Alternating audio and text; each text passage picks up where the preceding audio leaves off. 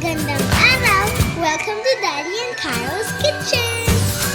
Today's episode will teach you on how to cook pork Chao Fan.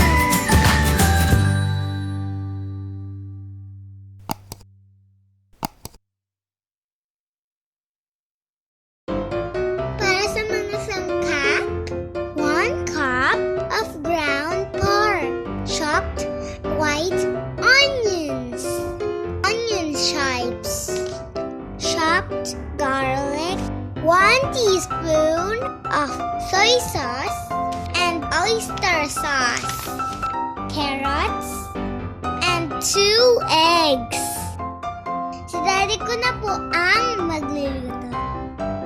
Okay po, madam. Unahin na nating lutuin ang itlog. Lutuin po natin ang itlog na parang scrambled egg katulad nito. Nilagyan ko din po ito ng salt and pepper para magkalasa. Ngayon naman, ilagay na natin ang mantika. Kapag mainit na ang mantika, ilagay na natin ang ating onions. Tapos, isabay na rin natin ang garlic. Kapag mabango na ang ating garlic, ilagay na rin natin ang ating ground pork.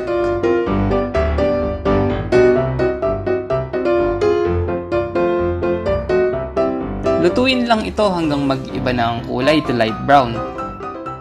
At pwede na nating ilagay ang carrots. Lutuin lang ng konti ang carrots. Then, pwede nang ilagay ang rice natin. Tapos, ihalo lang itong mabuti para ma-mix yung mga ingredients.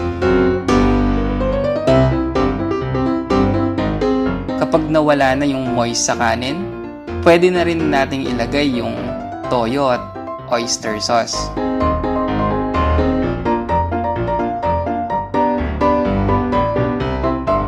Kapag nahalo na ito, pwede na nating ilagay yung scrambled egg natin.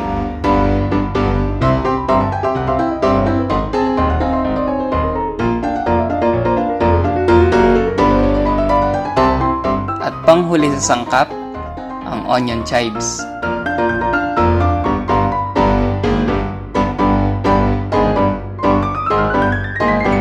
I-mix lang natin ulit.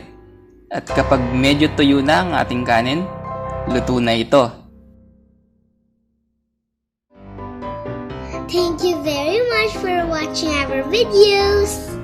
Don't forget to like, subscribe, and click the bell button para ma-notify po kayo